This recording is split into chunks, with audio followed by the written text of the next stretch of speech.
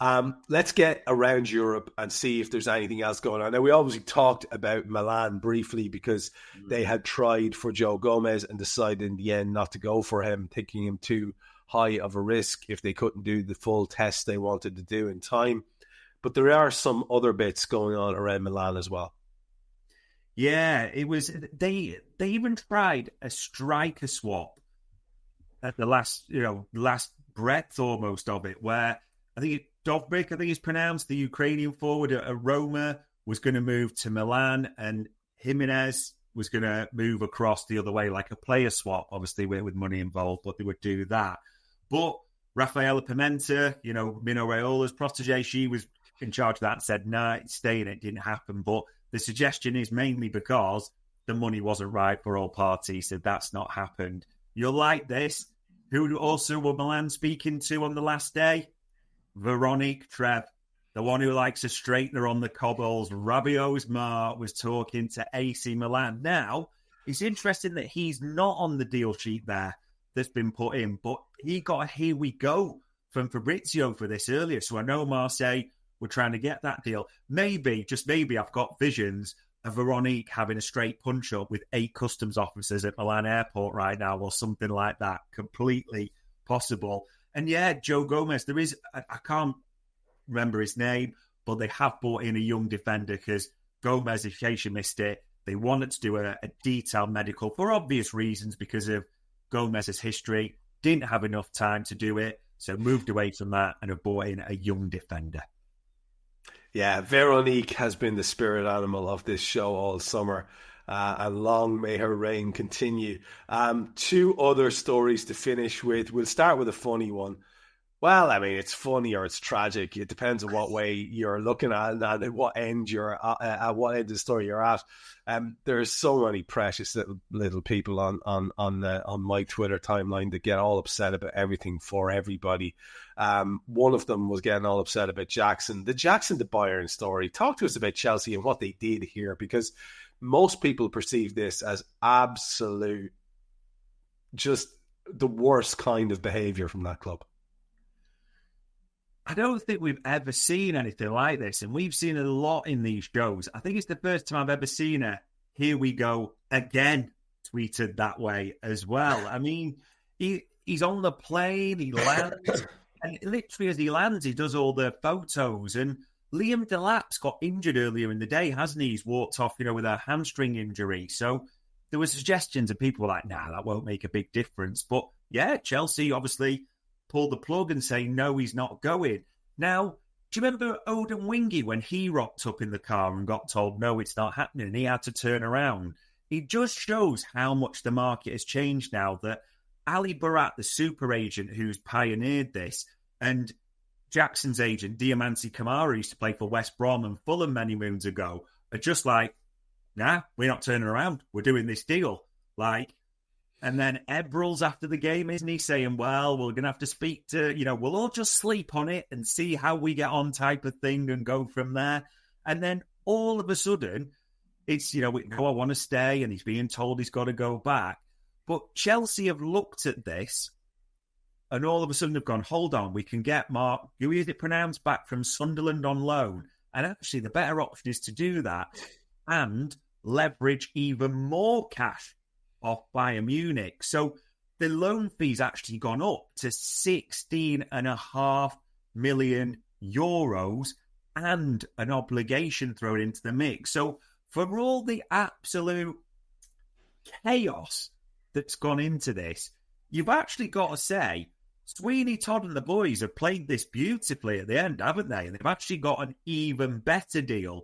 And also, it just sums up the window and how bad it's been for Bayern Munich, getting rejected by Wirtz and about 800 other left wingers before, probably in the nicest way at market metrics, overpaying a little bit for a 28-year-old Luis Diaz. I know we'll do well there, but Bayern's aims are obviously in the Champions League, aren't they? So that comes into the mix. It's just been a really bad summer there. But whatever we think of Chelsea, and we obviously think a lot of things about Chelsea, but they give entertainment for the show, along with us, they have been the best sellers of the summer. And there you go. That's a great message there by Vinny Patel. Chelsea have spent 330 million, but have recouped 312.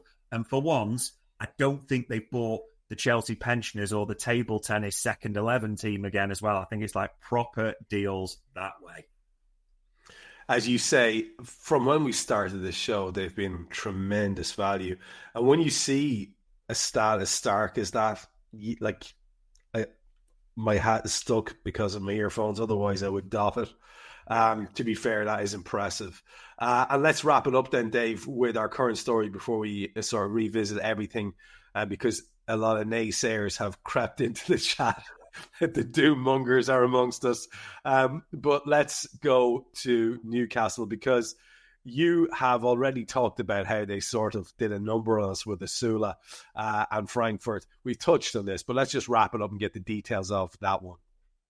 Yeah, I mean, they played it. And overall, as bad as their window's been with Eddie Howe's nephew and all that, and, they missed out on the Asula books, so far.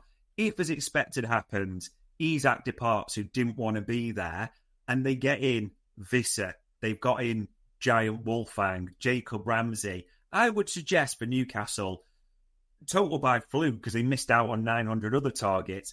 That's not bad business. It would have been a really great day for them if the Asula one had gone through, hadn't it? But that's collapsed last minute. So, yeah, for everything that's happened with the Geordies, and I think the one thing that we're excited about with this show, we don't have to keep an eye on Newcastle's transfer business anymore, hopefully, do we? We can just literally delete them from our memory bank. So they are not a well-run club, Newcastle, but just the ending, and people are going to shout at me for this because they'll say, oh, Visser, a year left, 55 million, and I get that.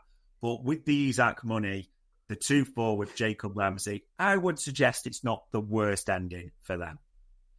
No, it's far from it. It's far from it. And if they can't make something of the season on the back of that, then, maybe they need to revisit a few of the basic things that we've talked about. Like maybe there's a better manager to take them forward. Who knows? Let's just leave it at that. Look, we're getting towards the top of the hour. I know Gibbo will be delighted for us to stay on until the deal sheet window is over. But as things stand, we are no wiser. Apparently, there's a rumor of an Isak image doing the rounds, but that's only a rumor. We're no wiser on whether we actually have Mark Guehi over the line or not. As we sit, is there anything left that you want to throw out there in this particular show?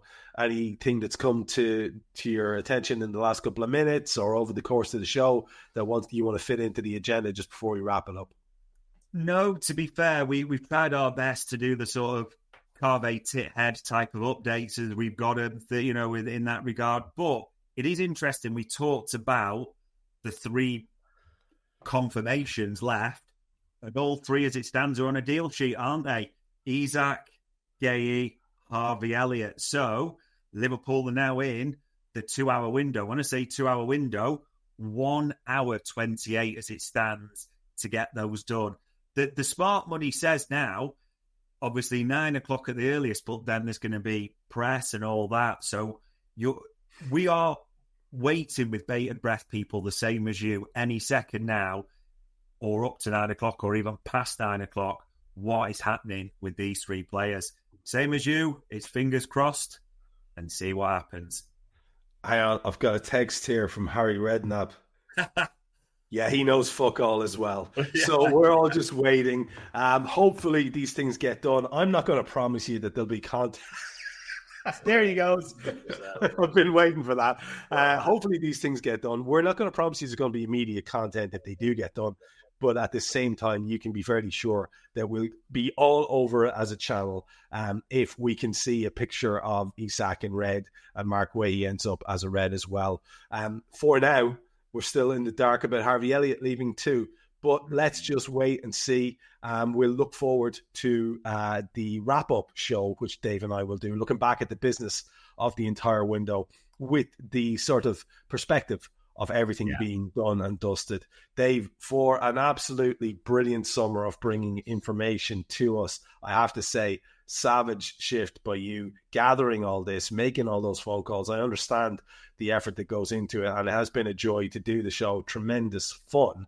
And I look forward to, like I say, the wrap-up one. For now, you'd have to say Liverpool have gone balls out. They have got their willies out all summer, and hopefully we'll get over the line with a bit of fun towards the end. Any last words from you, sir?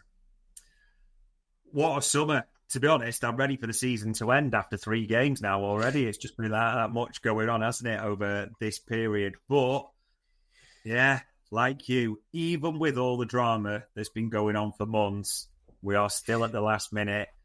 It's just, for me, this has been a deadline day for the ages because they've been pretty naff in recent years, haven't they, across the board? This has been a proper old school deadline day. Let's just hope we come out on the right side of it. Absolutely. Right down to keeping us going past the frickin' deadline, the big drama queen of a thing. Thanks to Dave. I've been Trev. We'll be back with you soon.